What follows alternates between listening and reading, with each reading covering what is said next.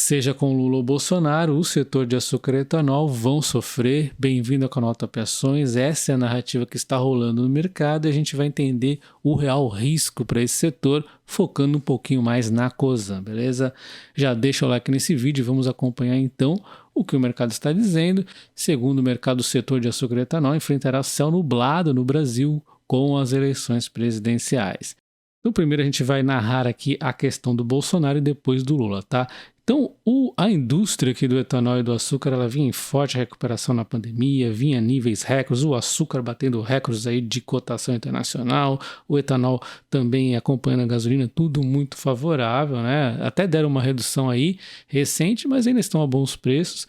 Mas a grande questão que incomoda o mercado é quando o Bolsonaro eliminou os impostos federais sobre energia e levou os estados a reduzir impostos sobre combustíveis fósseis, né? O problema não está na redução do combustível fóssil, o problema é que da forma que ele fez, ele limitou e fez aí uma redução de impostos para todos os combustíveis, e aí, como o combustível fóssil tem um imposto muito maior, houve uma redução muito maior e aí o etanol acaba perdendo parte de sua vantagem competitiva frente ao combustível fóssil. Então é como se ele tivesse perdido um pouco de margem, né, de folga aí para estar sendo mais incentivado, né? Na época da criação desse imposto, eu critiquei não ter feito uma emenda completa aqui, diminuindo, fazendo algum incentivo para o etanol, né? Mesmo que provisório, deveria ter sido feito. O fato é que isso aqui acabou ficando na mão dos estados. Tem um movimento aí nos estados, alguns fazendo um bom trabalho, né, como Minas Gerais, diga de passagem, passou de 16 para 9, outros aqui fizeram um esforcinho um pouquinho maior aqui, passando para 12, alguns não fizeram praticamente nada, né? Então, ficou um jogo aqui muito nivelado de impostos entre etanol e petróleo. Mas existem algumas discussões também de leis aí, vamos ser sinceros, para de repente isso aqui mudar no ano de 2023, mas a questão é que a redução do imposto de gasolina não está definida ainda, né? Esse é que é o grande problema. Foi feito meio que às pressas. Isso aí, segundo a manchete, exatamente para ajudar aí ele a ser reeleito, tá? Porém, vale destacar que o Bolsonaro fala aqui que não vai restabelecer os impostos deste combustíveis no próximo ano se for reeleito. E aí, de repente, pode fazer essa mudança nas usinas aí de etanol. E com todas as empresas produzindo açúcar ao invés de etanol, o preço do açúcar seria prejudicado, né?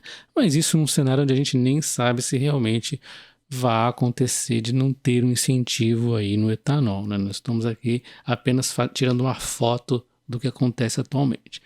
Indo agora para o cenário do Lula, segundo o mercado, é ruim com o Bolsonaro, poderia ser pior com o Lula, né? Segundo aqui Arnaldo Correia, diretor aí da Archer Consulting.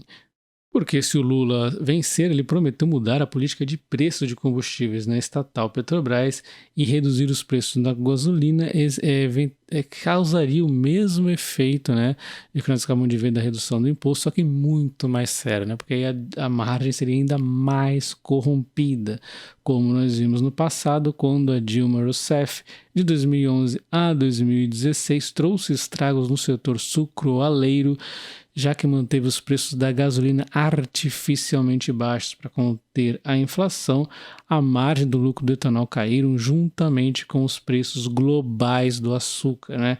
Só que isso aqui não foi fácil, né? Dezenas de usinas faliram, várias só se recuperaram agora recentemente, e as usinas venderam etanol abaixo do custo de produção 60% das vezes nesse período. Venderam abaixo do custo de produção 60%. Então, assim, isso aqui seria um cenário caótico. Então, a primeira pergunta que a gente tem que fazer é possível acontecer esses cenários? Bom, o primeiro eu acho que deve ser corrigido, ele não seria tão grave assim. O segundo será catastrófico. Também acho que não naquele nível de intervenção possa acontecer, mas alguma coisa vai acabar acontecendo de intervenção, porque está muito sedento aí pela Petrobras o candidato Lula, né? Então, existe um risco aqui um pouco em cada lado e nós vamos ver o pior cenário, que foi aquele que não deve se repetir, onde a Dilma lá simplesmente destruiu a Petrobras e junto levou várias empresas de etanol. A gente vai ver como que a Cosan se comportou naquele período.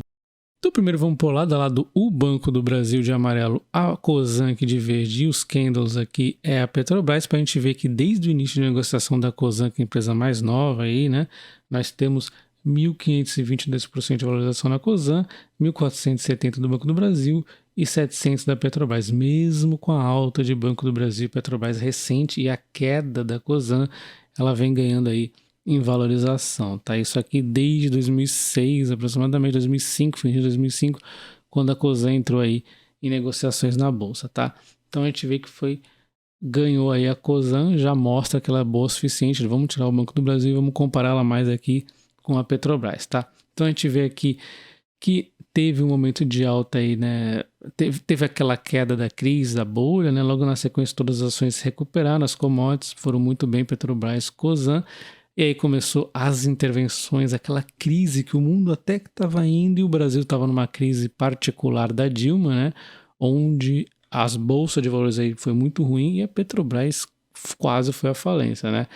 E nesse período a Cosan ainda conseguiu acompanhar por um momento as commodities, depois acabou despencando bastante quando a intervenção de preços aqui para 2012 mais ou menos começou a ficar muito séria na empresa, e é isso que a gente vai querer ver se realmente foi tão trágico assim investir nela, né? Bom, então pegando aqui as cotações de 2012 até quando as empresas começaram a melhorar lá para 2016, a gente vê que realmente teve uma queda na Cosan, mas foi um pouco atrasada, né? As intervenções primeiro foram efeito imediato na Petrobras, que ela despencou aqui nesse período que eu peguei, 78%, né? Virou pó quase, enquanto a Cosan 10%, mas se você pegar o período onde a Petrobras já tinha caído um pouco, mas a Cosan ainda estava resistindo, né? Vamos pegar um topo aqui da Cosan e o início da queda, ela caiu 44%, né? Chegou a cair um pouquinho mais aqui, se você pegar o auge aqui do fundo, né? Ela chegou a cair então 58%, né? Praticamente aí junto com a Petrobras. Então teve um período aqui que ela caiu muito também, mas a recuperação foi mais rápida, né? Ela logo se recuperou mais que a Petrobras também. Ela se mostrou aí ser uma empresa muito melhor, né? Então, assim, será que tem um risco dela cair de novo 50 e poucos por cento em algum momento, né? Então a gente entendeu que a Petrobras é muito mais arriscada que a Cosan. E além disso, a Cosan ela é muito melhor do que ela era na época. A gente vê que o EBITDA, a receita dela, era 5,7 raiz em combustíveis e 1,3 raiz em energia. Então ela era muito a raiz aqui. Olha que a raiz em energia nem tem tanta energia elétrica como tem agora. Agora sim tem mais elétrica, né? Mas até a própria raiz é uma empresa melhor, muito mais completa. E a gente vê, ó, em 2012 ainda também era muito relevante. Até ver aqui a Comgás ganhando uma relevânciazinha, né?